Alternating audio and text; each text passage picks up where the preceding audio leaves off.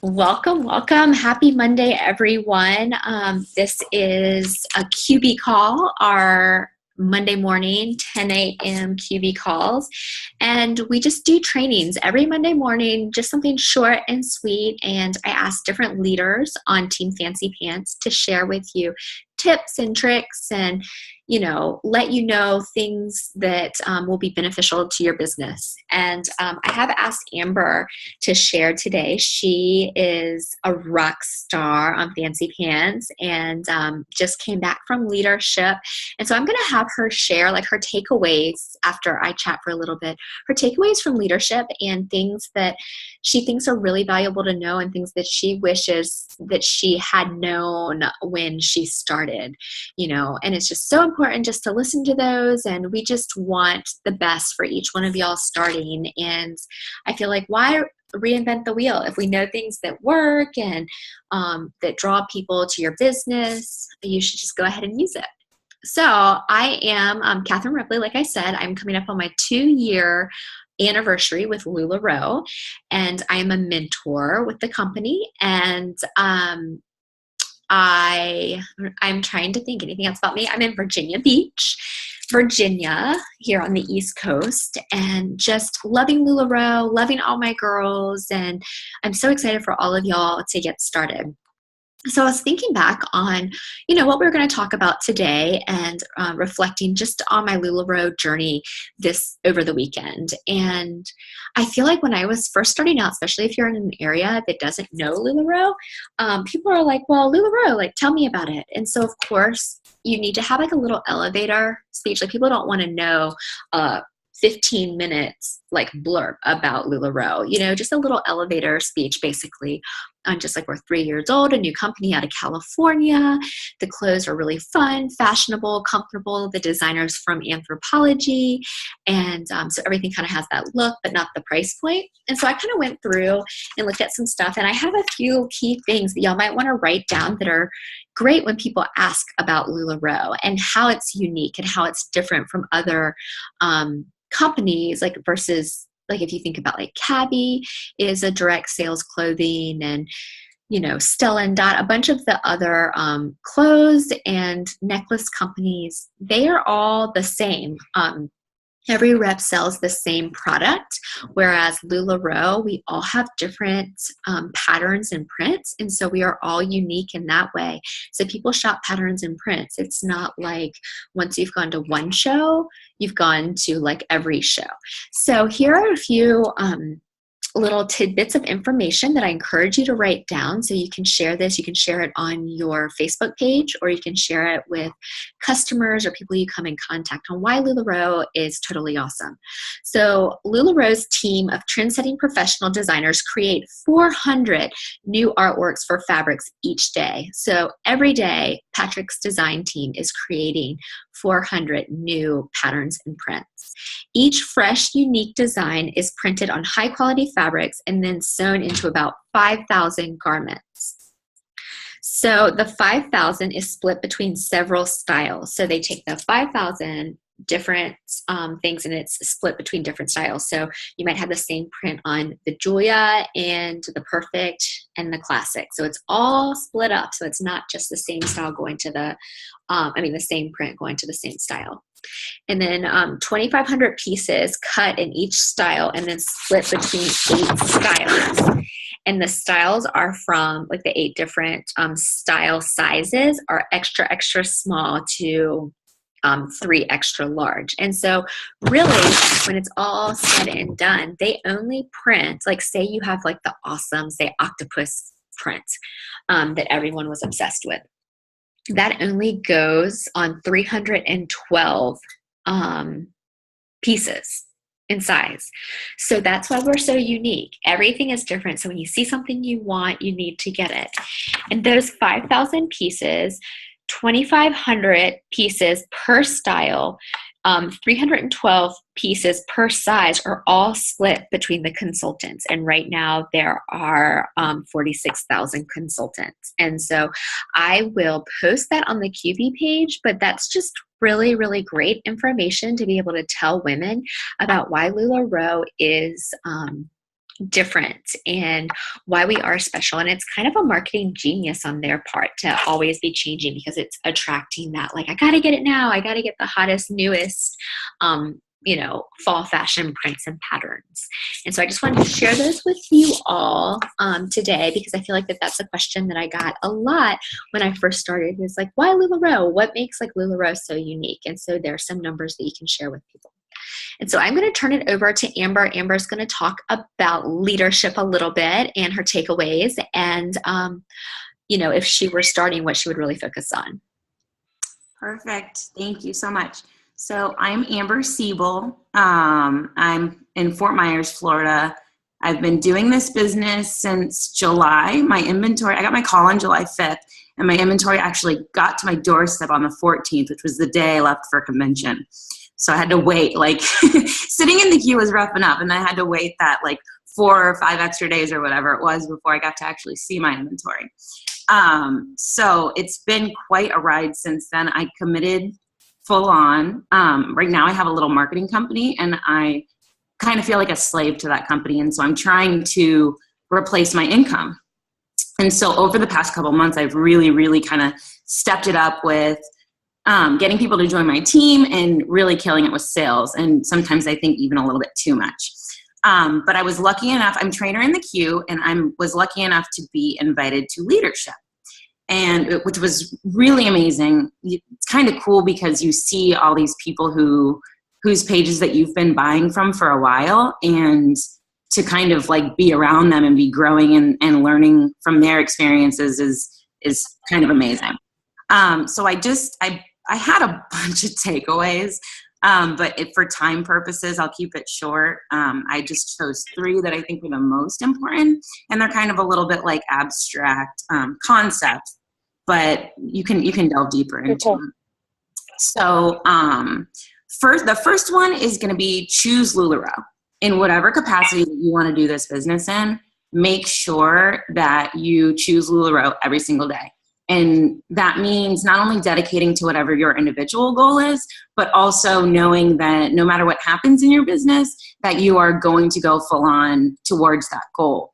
Because I think that there's a lot of noise that happens online, and there's a lot of like little issues that will happen, and it's easy to get discouraged by those things.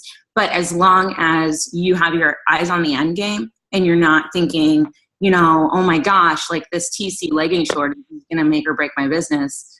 It's not, I haven't been able to order, like I refuse to pay that $6 for those consultant alerts. And I haven't been able to order TC leggings in like, I don't know, 2.5 weeks. So I think I have 6 pairs left, but like, I'm still selling like crazy. It's not impacting me.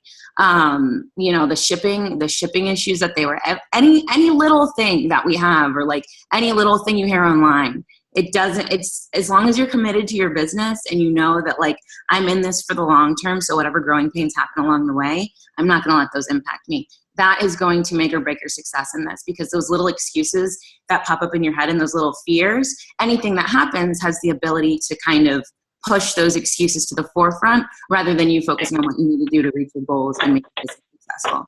That was probably like number 1. And then the second one, which is my biggest struggle with this, is time management. I think in the beginning, when you set your goals, you have to decide like, what are my goals? How much time am I going to dedicate to this per week? And actually committing and dedicating that time, but also not overextending yourself and dedicating too much time, and knowing kind of like, where are my time suckers? The little like, am I spending too much time on Facebook? Is there time that I can find in the evening, like when we're watching Netflix or like, watching shows that aren't like the big show? I mean, I know like I'm really big into like Walking Dead and Game of Thrones, and like those are my must-watch ones. But I think there's a couple of hours of TV here and there where it's like, we can give that up for our business. But on the same token, like we can't.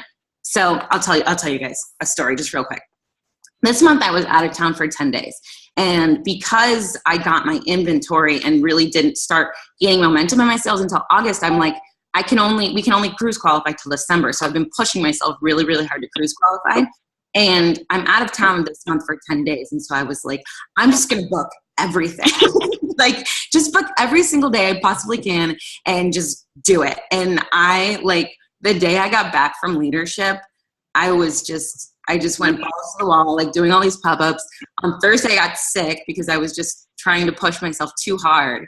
So it's like you have to like balance and time manage and make realistic goals for yourself, but also stick to those goals, you know, from a time balancing perspective. The last one is reflect the culture. And I think for newer people coming on, and even me to a certain extent, it's like we know the culture and the community that we have, but we don't always reflect that. And I think the most important thing to do is probably like watch old calls and stuff and make sure that you know exactly what this company has in mind for you, because I think people underestimate how much LuLaRoe is dedicated to us and want us to be successful. And so kind of like reflecting that culture, knowing that, and then being about abundance in everything you do, and kind of like knowing your why and making sure that your why reflects with their mission and that you're always pushing that forward. It's going to be really, really important, and it's going to help you choose LuLaRoe and be successful in your business in the long term. So those are like my leadership takeaways. I think that anybody that wants to be a leader in this business, you can absolutely do it, but it's kind of like lead by example. You know what I'm saying? Like all of these things are going to set the foundation for a really amazing business. But also if you want to like recruit people and grow a team, then you have to reflect the culture. You have to be really good with time management, and you have to do everything really well so that you can kind of take these lessons to your team. Because if you know you're being negative and you're not choosing LuLaRoe and you're letting little things impact your business, you can't expect that people are going to be like, I want to follow this person and this is the person that I want to join. And so as you're recruiting people, if you find that like maybe I'm not reflecting the business 100% and maybe I'm being a little bit too negative, you know, that's going to be why people choose somebody else over you as a sponsor. So just remember that, because I think that's probably the most important thing. Okay, so starting your business, the most important things that like I wish I knew, or like I think are the most important things to keep in mind as you continue, wear the clothes every single day. I think I notice a huge difference in people that wear the clothes and take pictures of themselves wearing the clothes every single day versus people that, you know, will just post little inspirational memes or like do their sales or post salesy stuff like let's do pop-ups. People need to see the clothes on you to know what they'll look like on you. And that doesn't mean that you have to be a size 2. It means that just wear the clothes and showcase your own individual body, because everybody's completely different. And so they don't have to see somebody that's a size 2 in order to identify and know the clothes are going to fit them really well. They need to see them in a range of sizes. So make sure that you wear the clothes every single day. It doesn't have to be like, make sure that you're not taking like mirror selfies where there's like a bunch of junk in the background. But I post a lot of selfies, to be honest with you. I don't have huge, I don't have like a big photo backdrop or much time to like go outside and have somebody take really nice pictures of me. So if it has to be a selfie, make it a selfie. Like as long as you're showcasing the clothes in a creative way, then that's how they're going to sell, because people have to see them on you before they will. And it's different, right? Like you can't just post pictures of other people in the clothes, because your friends know you. So what I do is I'll connect my Instagram to my personal Facebook page, and I'll post through Instagram. Then it will post on my personal feed, and then I'll post that in my group also. So just make sure you're doing that. The next one is, so this is kind of marketing related, and I don't know that this is like something normal people would put into here. But I do marketing, and in marketing, I always tell my clients, like, remember the buyer's journey, right? So the buyer's journey is basically like there's someone that starts off learning about the products. Like you go and research on Google and you do all this stuff. And then you start to like enter the consideration phase where like, okay, what styles will be best for me? And then you make your buying decision.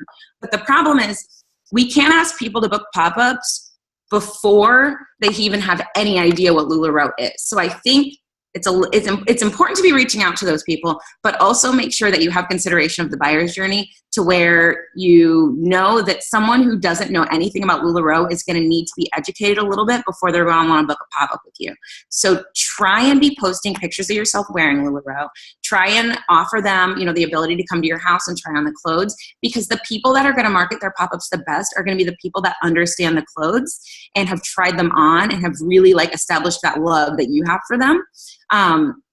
Rather than, just people that know nothing about them. So kind of try and balance that. You want to be reaching out to people to book pop-ups with you, but you want to make sure that you're educating them along the process so that they kind of have a feeling for what the clothes are all about and the different styles before they actually have their pop-up. Even if they're booking their pop-up first, like if they're your best friends booking your pop-up first, make sure they understand the clothes and have tried them on, because it's going to be really important for them. And then laying the foundation. This is really, really important. Like, this is really important because when I started, I didn't lay the foundation at all. And I'm kind of going through and kind of trying to like piece back and figuring out like, okay, how am I going to do inventory? What's my process going to look like? Like when a box comes in, how am I going to make sure, everything's there? How am I going to make sure that's an Audrey or Bless? How am I going to make sure that I know exactly what I have? All my inventory is photographed. How do I prep for online sales? How do I execute online sales? How do I, on the back end, this is stuff I'm still figuring out, managing expenses and receipts and things like that. I have found the easy peasy spreadsheet that is available is really good, but some people use QuickBooks. Some people just use an Excel spreadsheet. It's really, really important to do this, because if we don't set this foundation now, then we're going to be like me. And like last year, I didn't do any of my business financials. And so like I had to do my taxes, like, and file an extension and all this stuff. So you don't want to have to file an extension on your taxes and be a complete mess with like 20,000 receipts and trying to figure out what like bank statements printed out. If you do it all now, it's going to make everything way easier later. And then, like I said, if you want to grow a team, then you can kind of show them, this is the process that works really well for me. And this is what's, this is what didn't work well for me, so that you can, have a process established and help them be successful. And then, okay, but on the same token, don't obsess over every little thing. Okay. So like I was telling my friend Sarah is just on board and just had her launch yesterday. And she was super, super like anxious over, do I have every little thing perfect, and my racks and, my like little brochures and things printed out and little gift bags. And those things are great and they add to your launch and they make it better. But keep in mind that all you need to launch is the clothes. Like I'll never forget when I was at, I did the Inspire event, like right after I was in the queue. It was in Tampa. And there was a girl talking about how she was selling maxis out of her trunk. I think it was Jamie. So you do need stuff to be successful. Racks and hangers are probably pretty good to start, but don't obsess over having this perfect lighting equipment and all of these perfect pricing signs and making everything perfect, because we're spending a lot of money on these clothes, and just know like you don't have to spend a ton of money on everything else to be successful with it. You just need to sell the clothes. And then the last thing I would say is set goals and break them down. I think my goal has been like cruise qualify, but I never really sat down and broke that down and said, what do I need to do that? It'll take you a little bit to know like what your average sale is, right? Like you're not going to know that right away. But once you kind of establish, okay, my average sale is $800, $600, $1,000, $1,500, then you can break down your goals and know this is how many pop-ups I have to book in a week. And then if you're not doing, if your pop-ups aren't as successful, like don't freak out about it. It's not a big deal. Just do a live sale in your group, or invite friends over to shop, or do like a little girls' night out. I think that there are a lot of ways to be really successful in this business. And it doesn't always have to be like pop-ups. If you aren't booking pop-ups, you can do something every day. You can post an outfit of the day post. You can be like, do open shopping at your house, whatever. So don't underestimate the things you can do, set goals, and pave the way to get there. So I think that's it. I hope I didn't talk for too long. No, that was perfect. Thank you. Cool. That was all great information. And something else that I would add to, and I think, Amber, I'm sure they talked about it we talk about it a bunch at all the Inspires and the leaderships, is kind of keep your eyes on your own paper. Like, don't compare yourself to others. Don't look and see, what your girlfriend down the street is doing and feel like you don't measure up.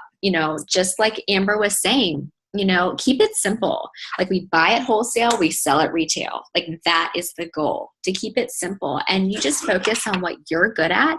And, one of your friends might be awesome at online live sales, and you might be awesome at doing pop-ups and creating that relationship with women at pop-ups. And so really just focus on your business and focus on what you're good at and run with that. Don't compare yourselves, because I feel like, and it happens to all of us. I feel like when you start to compare yourselves, it's like a snowball effect of being like, oh my God, I don't measure up. Oh my God, I don't have my books done, and like, I'm bad, just like Amber, I'm bad at the accounting end. That was me with like a million receipts, being like, I think I want to kill myself. And, I kind of had to teach myself, which was good and bad when I first started. There was no videos to watch on how to. We had to make all of our own marketing material. They didn't have anything done for us. It was a brand spanking new company. And so I do think that it's great that they do have training videos and everything, but sometimes I feel like it might kind of complicate things, because you see all these different ways. And I feel like we as women just naturally are like, I have to be the best. I have to be the best. Well, you know what? You be the best you. Like, be you. That's kind of the tagline of LuLaRoe. Be you. And, make sure you still like listen to the calls and stay connected.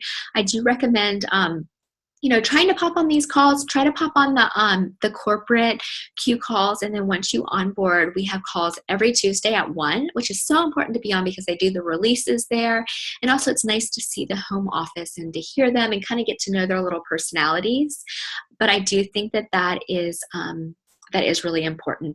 But my biggest thing looking back would be not to compare. Don't compare yourself to others, and you be the very best you can be. And you have no idea. I can't wait for y'all to start, because it's so amazing. The lives that you change that you don't even know, like at a pop-up when a woman walks out and feels beautiful. And I don't know, it almost brings tears to my eyes. Like, I'm just so excited for y'all in this opportunity.